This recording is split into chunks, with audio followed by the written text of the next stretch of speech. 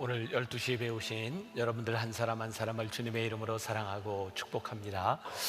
이제 우리가 기도하는 마음으로 회복을 선포하며 함께 부르고 싶은 찬양이 있는데, 조금 전에 불렸던 나의 백성이 중에 후렴 부분, 아버지여 고쳐주소서 이 나라 주의 것 되게 하소서, 주 하나님 간절히 기도하오니, 우리의 기도를 담아서 우리 함께 찬양하면 좋겠습니다.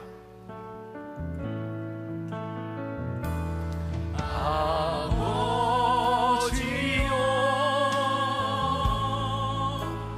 고쳐주소서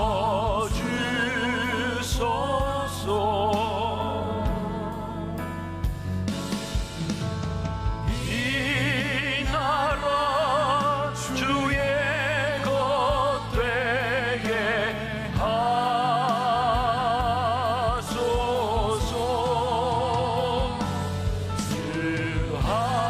하나님 간절히 기도하오니,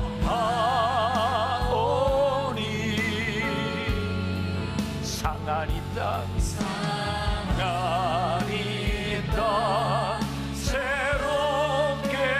하소서. 아버지여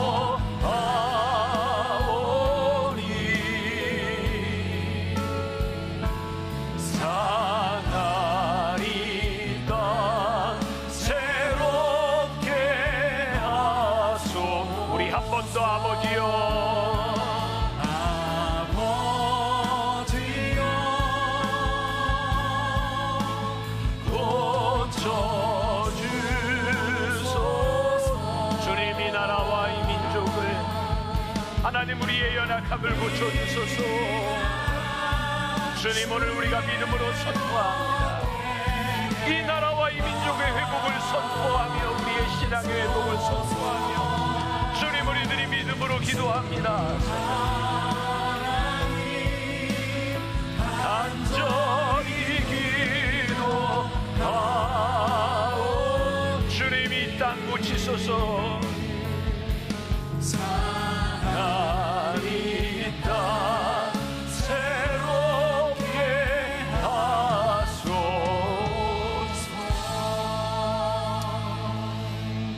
하나님, 언제부터인가 우리의 믿음이 죽어버린 것 같고 사라진 것 같고 이 세상의 위협 앞에서 아무 힘도 발휘하지 못하는 것처럼 연약하고 힘들었습니다. 주님, 새롭게 우리들에게 보게 하시는 것, 이 나라와 이 민족, 이 땅 고쳐 주옵소서. 주님, 우리가 믿음으로 선포합니다. 회복시켜 주시옵소서. 이 어려움 가운데서 우리를 새롭게 살리시고 세임 주시는 하나님을 믿음으로 고백하게 하여 주옵소서. 오늘 믿음으로 선포합니다. 이 시간 어려움 가운데 사망의 음침한 골짜기를 지나가는 주의 백성들이 있습니까? 주의 지팡이가 막대기가 나를 안위하시나니 내가 이 길을 지나가리라. 원수의 목전에서 상을 베푸시는 하나님을 찬송하리라. 믿음으로 고백하는 주의 백성들 되게 하여 주옵소서. 예수님의 이름으로 기도합니다. 아멘. 이제 우리가 계속해서 아프니까 복음이다 말씀 나누고 있습니다. 오늘 네 번째 시간입니다. 오늘 제목은 이렇게 되어 있습니다. 헛된 맹세를 하는 자들에게 뭐가 있어요? 화가 있으리라.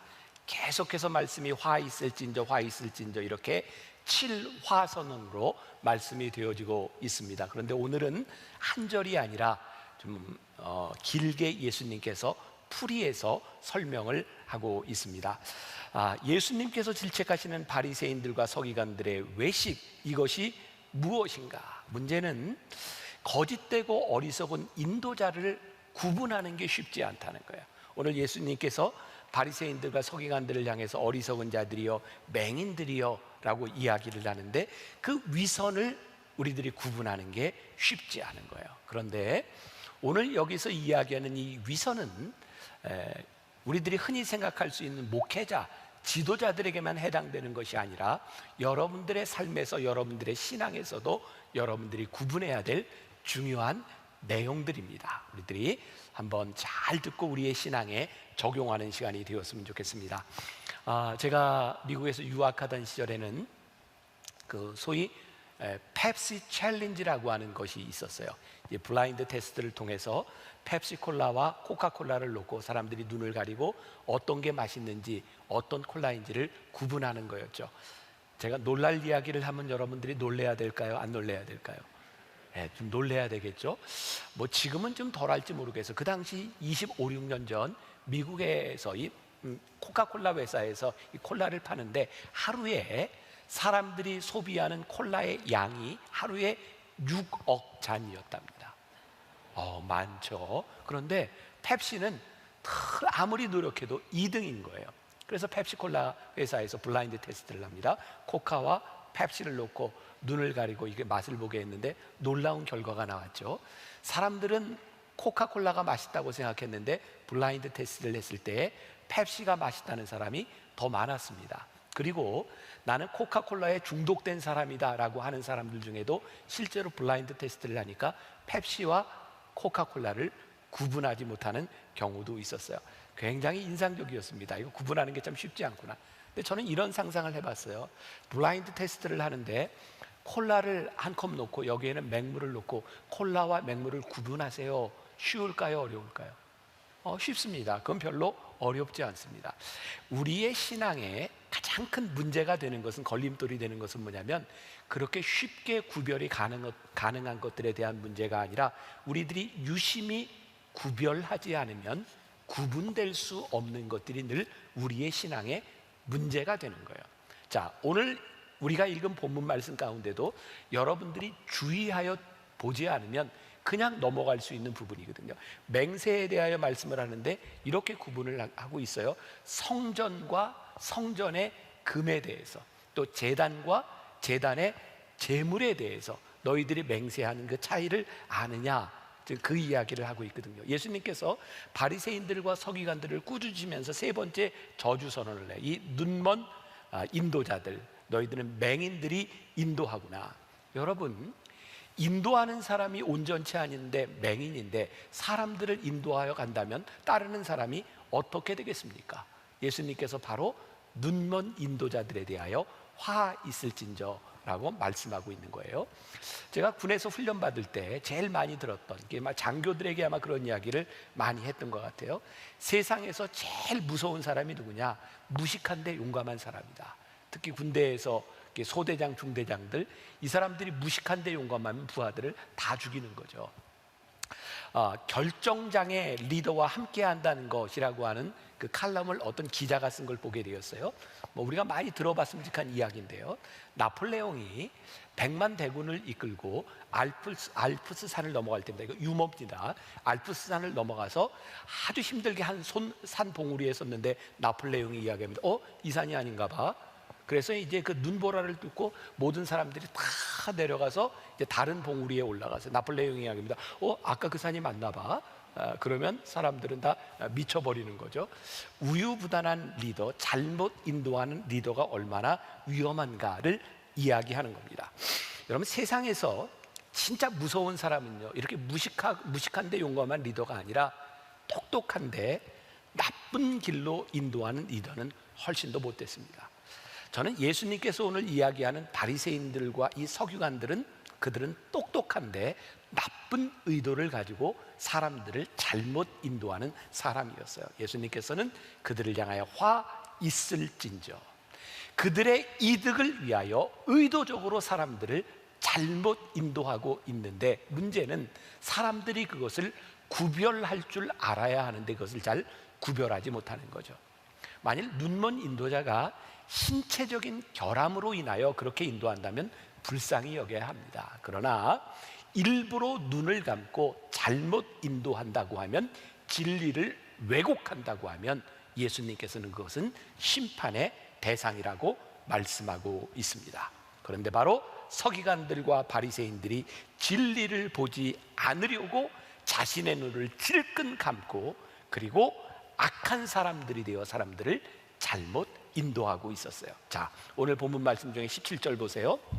어리석은 맹인들이여, 어느 것이 크냐? 그 금이냐? 그 금을 거룩하게 하는 성전이냐?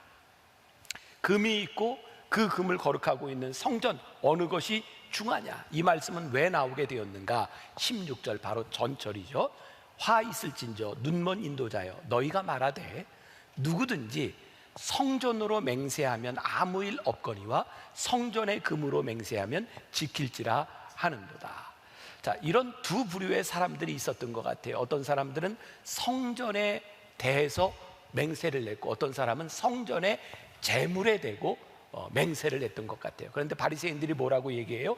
성전에 대하여 맹세한 것은 NIV 성경, 영어 성경에 보면 nothing이라고 되어 있어요. 그 아무 의미 없는 일이다, 이렇게 이야기를 냈고, 성전 재물에 대고 맹세를 한 사람들에게는 너 그건 꼭 지켜야 돼, 이렇게 얘기를 한 거예요. 근데 예수님께서 그렇게 말하는 바리새인들과 서기관들에 대하여 화 있을진저 라고 말씀하고 있어요. 그러니까 이것이 어떤 의미인지를 우리가 알아야 되겠죠. 여러분 혹시 이 부분을 읽으면서 좀 고민하며 보셨어요? 이거 굉장히 중요한 부분입니다. 제가 이렇게 예를 들어 이렇게 생각을 해보았어요. 어떤 사람이 하나님께 기도를 하는 거예요. 하나님, 제가 이 성전에서 하나님께 맹세하며 기도합니다. 하나님, 저에게 자식을 주시면, 하나님 제 자식이 좋은 대학에 가면 제가 하나님 앞에 충성하는 사람이 되겠습니다. 하나님, 제 기도를 들어주세요. 이렇게 기도한 사람이 있어요. 또 어떤 사람은 이렇게 기도합니다. 하나님, 제가 맹세하며 기도하는데 제 자식이 이번에 대학에 붙으면 제가 이 교회에 그랜드 피아노를 하나 사놓겠습니다. 하나님, 제가 맹세합니다. 이렇게 기도했어요. 자, 성전을 지키고 있는 바리새인들과 서기관들에게 하나님, 제 기도를 들어주시면 제가 하나님 앞에 충성을 다하겠습니다, 이런 기도는 nothing, 아무 의미가 없어요. 왜? 자기한테 돌아오는 게 아무것도 없습니다. 그런데 이 성전 재물에 대고 제 기도를 들어주시면 제가 그랜드 피아노를 사놓고 목사님 양복을 하나 해드리겠습니다, 이렇게 맹세하고 기도하면 아주 중요한 거예요. 그거는 꼭 지킬지니라, 이렇게 이야기를 하는 거예요. 지금 예수님께서 말씀하시는 거예요. 무엇이 중요하냐? 너희들이 성전에 대고 맹세한 것이 중요하냐, 아니면 성전의 재물에 대하여 맹세한 것이 중요하냐? 그런데 바리새인들은 왜 그렇게 했는가? 성전에 대하여 맹세한 그 맹세는 그들에게 들어오는 아무런 경제적인 이득이 없는 거예요. 근데 성전을 지키고 이 종교를 지키는 사람들에게 재물에 대하여 맹세한 것은 그것을 지켜야 내가 지금 목회하고 있는, 내가 지금 사역하고 있는 이 교회에 도움이 된다는 거죠. 그래서 그들은 신앙을 어떤 관점에서 봤냐면, 하나님과 나와의 친밀함, 하나님과의 관계에서 신앙을 본 것이 아니라 경제적인 조건을 가지고 신앙을 보고 맹세를 보았던 사람들이고요. 예수님께서는 그들을 향하여 화 있을진저라고 말씀하고 있는 거죠. 바리새인들과 서기관들에게 신앙이 좋은 사람은 어떤 사람이냐면, 얼마나 많은 돈을 가지고 성전에 기여했나, 그것을 보고 판단하는 거죠. 자, 여러분, 이런 구분이 가능할 것 같아요. 우리들 주변에는 돈을 가지고 친밀함을 과시하려고 하는 사람이 있어요. 막 돈을 써서 친밀함을 이렇게 과시하려고 하는 거죠. 그런가 하면 어떤 사람은 진짜 친밀하고 좋아서 돈을 쓰는 사람이 있어요. 구별이 되세요? 성전에서 내가 얼마나 하나님을 잘 믿는 사람인지 알아, 내 신앙이 얼마나 좋은지 알아, 그것을 과시하기 위해서 돈을 쓰는 사람과 하나님과의 관계 속에서 그 신앙의 관점에서 필요한 것을 쓰는 사람은 다르다고 하는 거예요. 자, 또 하나 제가 이제 예를 들어 보겠습니다. 제가 얼마 전에 이렇게 유튜브, 우리 교회 요즘 영상이 계속 유튜브로 가다 보니까 제가 유튜브를 볼 때가 많아요. 거기에 깜짝 놀랄 만하게 아주 짤막한 그런 영상인데, 제가 이렇게 찍었던 것이 있는데 조회수가 굉장히 많더라고요. 그래서 들어가 봐서 이게 뭐지? 그리고 갔더니 거기에 저에 대한 비난에 대한 글들이 정말 엄청 떴어요. 거기에 뭐 댓글이 이런 게 떴어요. 그래, 뭐 김병삼 목사는 목사가 아니고 먹사야. 그리고 생기를 거니 머리가 벗어진 걸 보니 돈을 밝히게 생겼어. 뭐 이런 거에서부터 저에 대한 비난이 정말 너무 많이, 제가 입으로 다 표현하지 못하는 그런 비난들이 떴어요. 그래서 이 영상이 도대체 무슨 내용인가 봤더니, 제가 오래전에 어떤 그 토크 프로그램에서 사람들의 질문에 대하여 대답한 거였어요. 내용이 이런 거였습니다. 교회에서 신앙생활을 하면서 권사나 장로나 이런 직분을 넣는데 돈이 필요합니까? 뭐 이제 이런 질문에 대하여 제가 이런 대답을 했어요. 성경에 보면 예수님께서 여러 가지 말씀을 하시고 비유를 말씀하셨는데 그 중에 80%는 어떤 것으로든 돈과 연관되어 있는 부분입니다. 예수님은 돈에 대해서 사실 우리들에게 명확하게 말씀하셨어요.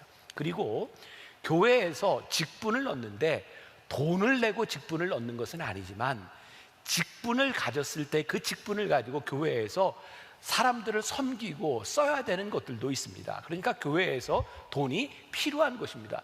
여러분, 이게 대머리 까져서 이런 얘기 하는 겁니까? 이거 맞는 얘기 아니에요.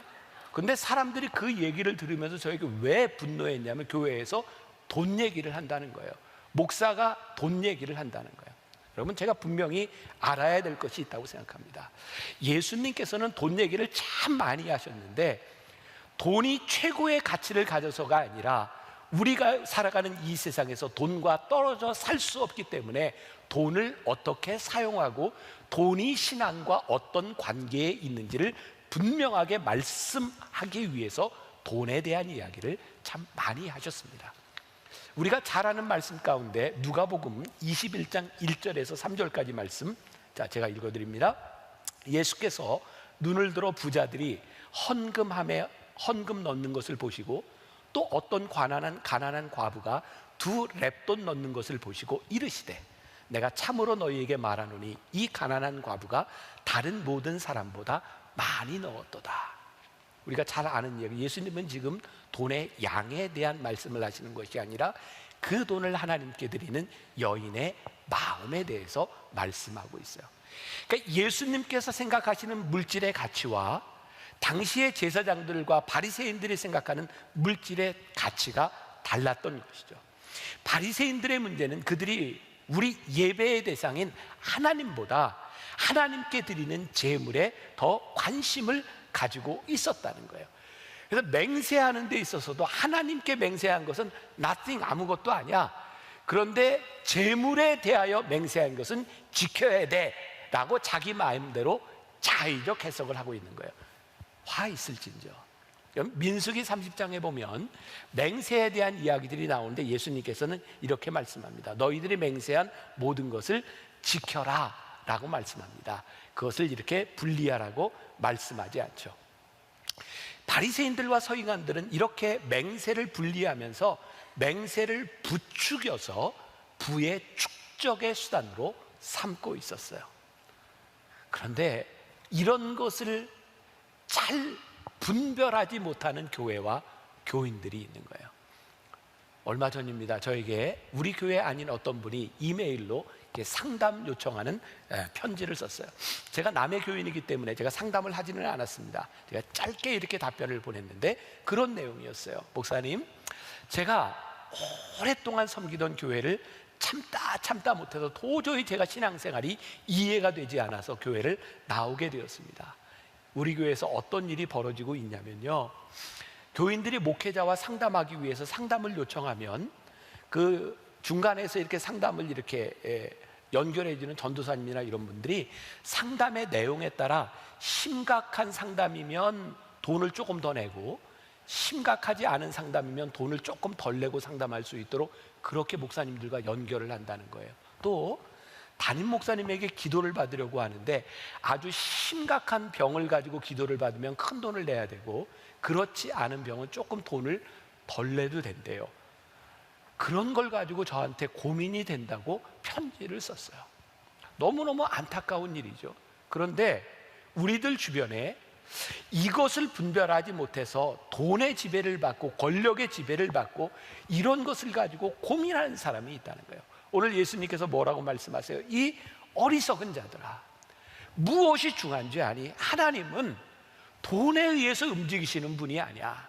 하나님의 성전은 돈에 의해서 움직이시는 분이 아니야. 그런데 하나님의 성전을 지키는 제사장이, 하나님의 성전을 지키는 목사가 타락하면 그가 이 교회 안에서 자기의 권리와 자기의 권세를 가지고, 돈을 가지고 사람들을 컨트롤하려고 해. 이 교회는 신앙을 지키는데 돈이 필요한 것은 사실이지만 그것이 하나님과의 관계와 하나님과의 친밀함을 말하는 것은 아니야. 예수님께서 지금 말씀하시는 거예요. 명확히 말씀하시는 거예요. 본질적으로 거룩한 하나님의 성전 때문에 하나님 앞에 드려지는 예물이 가치가 있고 그것이 올바로 쓰임받는 것이지, 그 돈이 가치를 가지는 것은 아니라고 하는 것을 말씀하고 있어요. 유명한 어거스틴이 이런 이야기를 했습니다. 우리들이 구별해야 될 것이 있다. 분별해야 될 것이 있다. 돈은 사랑의 대상이 아니고 사용의 대상이고, 하나님만이 우리들에게 사랑의 대상이라는 것을 분명히 알아야 한다. 하나님을 사랑하기 때문에 바쳐진 예물이 잘 사용될 때 의미가 있는 것이지, 교회가 돈을 사랑하는 공동체가 되고 우리 신앙인들이 하나님을 사랑하는 것이 아니라 돈을 사용하는 것은 어리석은 자들이여 화 있을진저라는 예수님의 질책의 대상이 된다는 것을 분명히 알아야 하는 거예요. 자, 그래서 오늘 마태복음 23장 19절에 맹인들이여 어느 것이 크냐, 그 예물이냐, 그 예물을 거룩하게 하는 제단이냐, 이거 구분할 줄 알아야 된다. 자, 여기까지 좀 구분이 되셨어요? 네, 그 마스크 썼지만 이거는 할 수 있잖아요. 네, 네, 네. 자, 이제 맹세에 대한 이야기를 좀 하려고 하는데, 이 부분은 여러분들이 신앙생활을 하면서 많이 고민되는 부분 중에 하나일 것도 같아요. 우리들이 이 부분만 조금 듣고 이해를 하고 나가도 여러분들 신앙에 굉장히 도움이 많이 될 것 같아요. 맹세는 무엇이고 진짜 맹세는 필요한 것인가? 자, 오늘 본문 말씀 마태복음 23장 20절부터 22절까지, 자, 우리 같이 한번 봉독해 볼 거예요. 한 목소리로 시작. 그러므로 제단으로 맹세하는 자는 제단과 그 위에 있는 모든 것으로 맹세하며, 또 성전으로 맹세하는 자는 성전과 그 안에 계신 이로 맹세하며, 또 하늘로 맹세하는 자는 하나님의 보좌와 그 위에 앉으신 이로 맹세합니다. 자, 보세요. 여기에서 예수님께서 맹세에 대한 말씀을 하고 계시는데 예수님이 맹세를 부정하고 계신가요? 아니에요. 여기서는 예수님께서 맹세에 대한 올바른 설명을 하고 계세요. 그런데 제가 지금 여러분들에게 이렇게 물어봅시다. 여러분들 성경적으로 얘기해서 성경에서는 맹세하라고 합니까? 맹세하지 말라고 합니까? 라고 하면 여러분들의 머릿속에 대부분 맹세하지 말라고 했어요 라고 하는 말이 떠오릅니다. 그래요, 안 그래요? 네, 그래요. 왜 그럴까? 예수님께서 다른 부분에서 이렇게 말씀하셨기 때문이에요. 마태복음 5장 33절부터 37절. 자, 또 같이 볼까요? 시작. 또 옛사람에게 말한 바 헛맹세를 하지 말고 내 맹세한 것을 주께 지키라 하였다는 것을 너희가 들었으나 나는 너희에게 이르노니 도무지 맹세하지 말지니 하늘로도 하지 말라. 이는 하나님의 보좌이며, 땅으로도 하지 말라. 이는 하나님의 발등상이며, 예루살렘으로도 하지 말라. 이는 큰 임금의 성임이요, 내 머리로도 하지 말라. 이는 내가 한터럭도 희고 검게 할 수 없음이라. 오직 너희 말은 옳다 옳다 아니라 아니라 하라. 이에서 지나는 것은 악으로부터 나느니라. 저 요 말씀에 보면 예수님께서 맹세를 하라 그랬어요, 하지 말라 그랬어요? 하지 말라 그랬어요. 자, 이 말씀을 우리들이 잘 이해할 필요가 있는 거예요. 제가 또 예를 들어 볼게요. 여기 오늘 첼로를 연주한 신미영 권사님 손 들어보세요. 네, 저기 신미영 권사님, 저기 엄마예요. 그 딸 나혜야, 나혜 어디 있어? 저기 나혜가 첼로를 연주해서 요번에 이제 대학을 들어갔거든요. 그런데 대학을 들어갔는데 지금 한 달 내내 학교 못 갔죠. 학교도 안 가고 집에서 맨날 놀아. 제가 연주도 안 하고, 그러니까 엄마가 화가 났어. 그래서 나혜한테, 나혜야, 너 첼로 그만둬라. 안 하는 게 좋겠다. 그랬더니 나혜가 거기에 대해서 어떻게 반응을 해야 될까? 예, 엄마 그만두라고 하셨으니 제가 순종하겠습니다. 그만둘게요. 맞아요, 틀려요? 지금 엄마의 의도는 뭐예요? 너 이거 첼로 하지 마 이야기는 열심히 연습해. 지금 그런 이야기인 거죠. 우리 여기 박 집사님 여기 앞에 계시는데 여기 집사님이 한 분 계세요. 집사님, 그런 식으로 신앙생활 하려면 교회 다니지 마세요. 교회 다음 주부터 안 나오실 거예요? 잘 하라는 얘기겠죠. 여러분, 이 문맥이요 지금 그런 거예요. 예수님께서 맹세해야 돼, 얘들아 맹세하지 마 라고 이야기하신 것은 그 당시에 맹세가 얼마나 잘못됐고 잘못된 맹세를 하고 있고 그것 때문에 얼마나 부작용이 많은지, 너희들 맹세하지 마, 옳은 건 옳다, 그른 건 그르다 해. 이 말씀은 맹세하지 말라라고 하는 말씀이 아니라 율법 선상에서 예수님의 말씀을 바라보면 너희들이 맹세가 얼마나 중요한지, 맹세를 했으면 지켜야 된다고 하는 것을 단어적으로 설명하고 계신 거세요. 보세요, 너희들이 하늘에 대해서도 맹세하지 말라. 왜? 하늘을 지으신 너희 하나님께 하는 거야. 땅으로도 맹세하지 마. 이 땅을 지으신 하나님께 너희들이 맹세하는 거야. 예루살렘으로도 맹세하지 마. 그 안에 계신 하나님께 너희들이 말하는 거야. 그러니까 우리들이 쉽게 맹세하는 그 맹세들이 그렇게 쉽게 할 수 있는 것이 아니다. 너희들이 신앙생활을 하는데 좀 더 진지하게 신앙생활을 해라. 지금 그것을 우리들에게 말씀하고 있는 거예요. 맹세는 그렇게 쉽게 하는 것이 아니라 인격적인 하나님 앞에서 우리들의 삶과 우리들의 인격을 걸고 맹세하는 것, 그것이 올바른 맹세다. 자, 그러니 여러분들 이제 신앙에 제가 중요한, 혹시 여러분들 이제 힘들게 하는 무거운 짐이 있을지 몰라요. 80년대 90년대는 한국 교회에 엄청난 부흥의 역사들이 많이 있어요. 부흥의 대형 집회들이 있었어요. 그런데 대형 집회들에서 늘 끝날 때쯤이면 소위 컬링이라는 걸 했어요. 알터콜, 재단으로.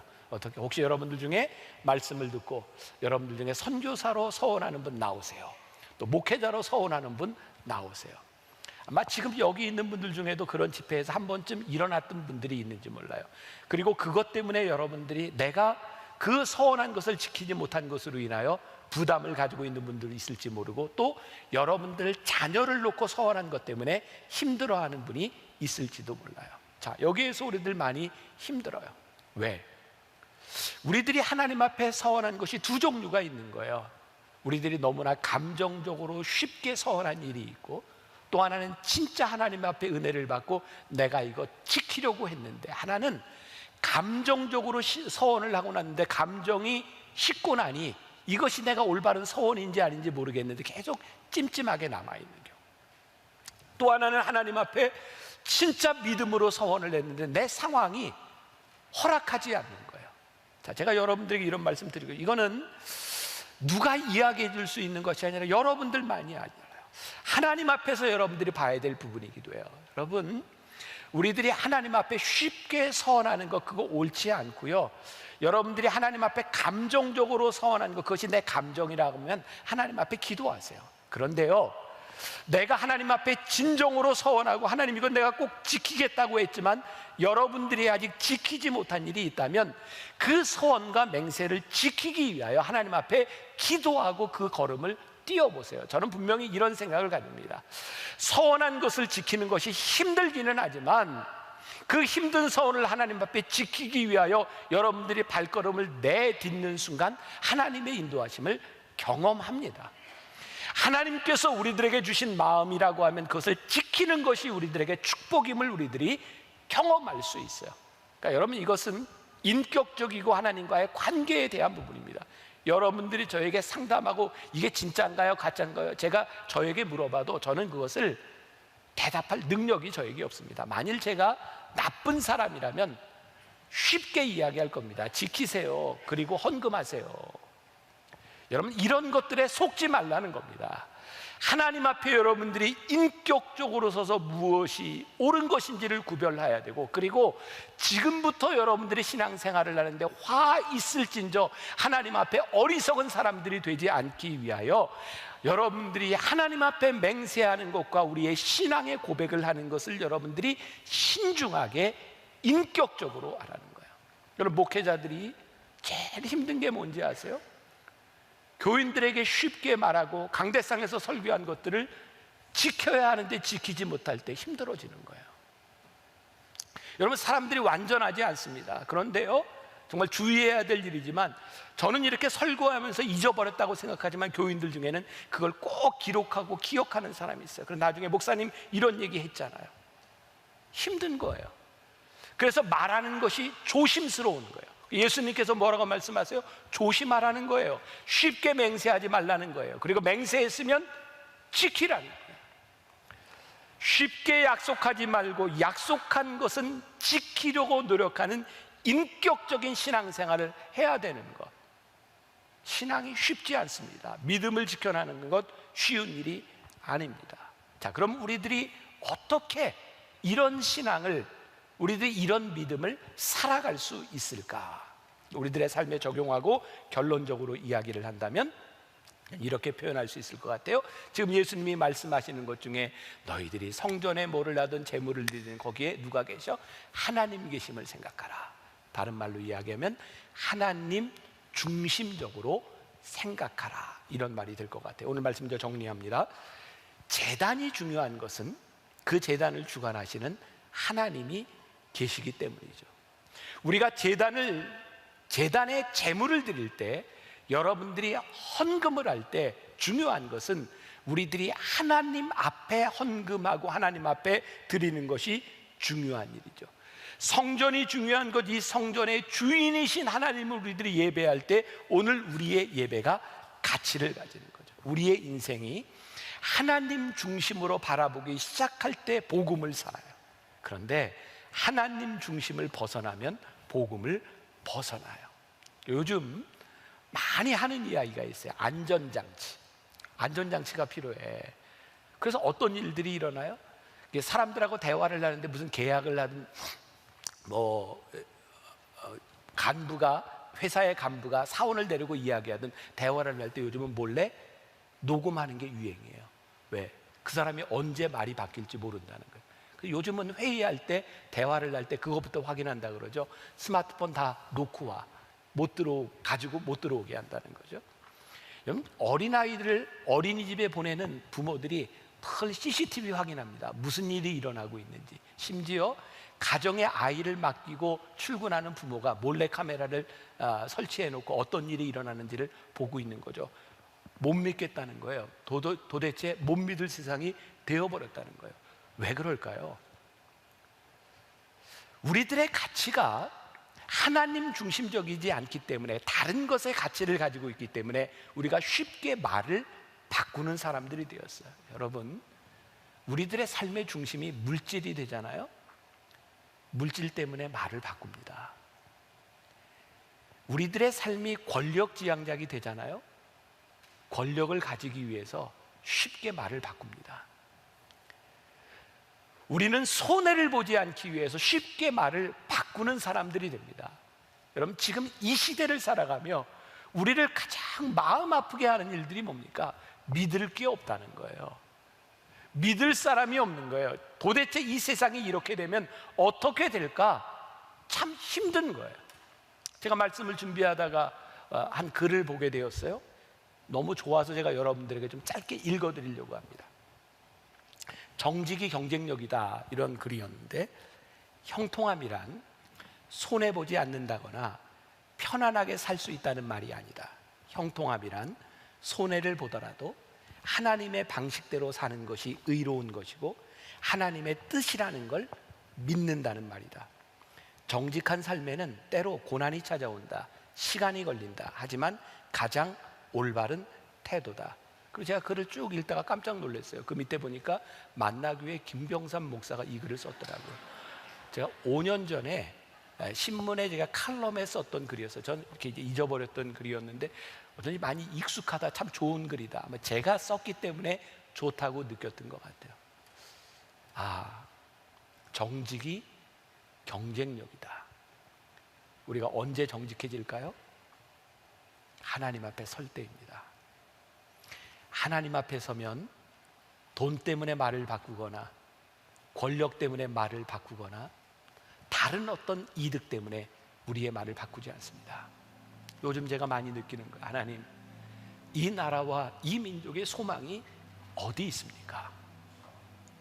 정직한 사람을 보기 쉽지 않고 다 자신의 이득을 취하여 쉽게 말을 바꾸는 이 사회 가운데서 누가 이 나라와 이 민족을 지키는 사람이 될 수 있겠습니까?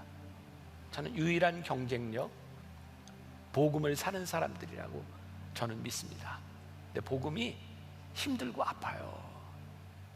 복음을 살아내는 것이 결코 쉽지 않습니다.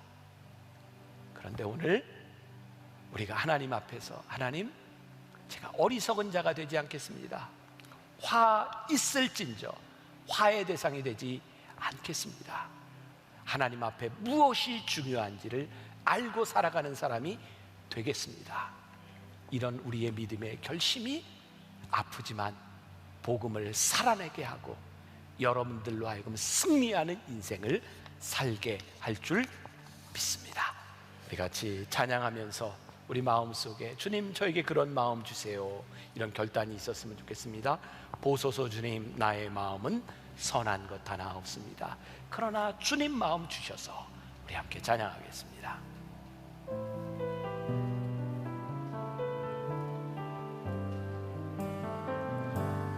보소서 주님, 나의 마음 선한 것 하나 없습니다. 그러나 내 모든 것 주께 드립니다. 사랑으로 안으시고 날 새롭게 하소서. 보소서 주님, 나의 마음은 선한 것 하나 없습니다. 그러나 내 모든 것 주께 드립니다. 사랑으로 안으시고 날 새롭게 하소서. 주님만 내게 주소서. 내 아버지, 주님만 내게 주소서. 나를 향하신 주님의 뜻이 이루어지도록 주님 마음 내게 주소서. 주님 마음 내게 주소서. 주님만 내게 주소서. 내 아버지, 주님만 내게 주소서. 나를 향하신 주님의 뜻이 이루어지도록 주님만 내게 사랑을 가르치소서. 내게 사랑을 가르치소서. 당신의 마음으로 용서하게 하소서. 주의 성령 내게 채우사 주의 길 가게 하소서. 주님, 당신 마음 주소서. 주님 마음 내게 주소서. 내 아버지, 주님 마음 내게 주소서. 나를 향하신 주님의 뜻이 이루어지도록 주님 마음 내게 주님 마음 내게 주소서. 주님 마음 내게 주소서. 내 아버지, 주님 마음 내게 주소서. 나를 향하신 주님의 뜻이 이루어지도록 주님 마음 내게 주소서. 하나님 앞에 정직하게 사는 것이 쉽지 않습니다. 하나님 앞에 서원한 것을 지키는 것도 쉽지 않습니다. 그러나 우리들이 하나님 앞에 서는 것, 하나님 중심으로 살아가는 것, 그래서 하나님 앞에 약속한 것을 지키는 것, 이것이 얼마나 귀하고 아름다운 것임을 압니다. 우리는 정직한 자의 형통함을 믿습니다. 세상은 정직하면 손해를 본다고, 인생을 힘들게 사는 것이라고 말을 하지만, 하나님을 믿는 사람들은 편한 길을 따라가는 사람이 아니라 진리와 말씀을 따라 살아가는 사람들이기에 정직한 자의 형통함, 그것은 하나님의 뜻을 이루는 것임을 믿기에 우리들이 말씀을 붙들고 이 세상으로 나아갑니다. 세상이 갈수록 힘들어지고 갈수록 포악해지고 갈수록 많은 죄악들이 있는 곳, 믿을 수 없는 세상이 되어버렸지만, 하나님 우리들에게, 말씀을 믿고 살아가는 우리들에게 소망이 있음을 믿습니다. 우리를 통하여 일하시고 우리를 통하여 역사하여 주옵소서. 하나님, 힘들고 어려운 때를 지나가는 이때에 하나님 힘겹게 이 길을 가고 있는 주의 백성들을 기억하시고 붙잡아 주시고 끝까지 승리하게 하여 주옵시고, 또 과부의 두 렙돈처럼 하나님 앞에 힘겹게 드려진 그 귀한 예물들이 하나님 나라를 위하여 아름답게 쓰여지도록 축복하여 주옵소서. 지금은 우리 주 예수 그리스도의 은혜와 하나님 아버지의 무한하신 사랑과 성령의 인도하심이 정직한 자의 형통함을 믿으며 하나님 앞에 무엇이 중요한지를 구별하며 그렇게 믿음으로 살기를 소원합니다. 다짐하며 나가는 당신의 사랑하는 모든 백성들을 위해 지금부터 영원까지 함께 하시기를 간절히 축원하옵나이다. 아멘.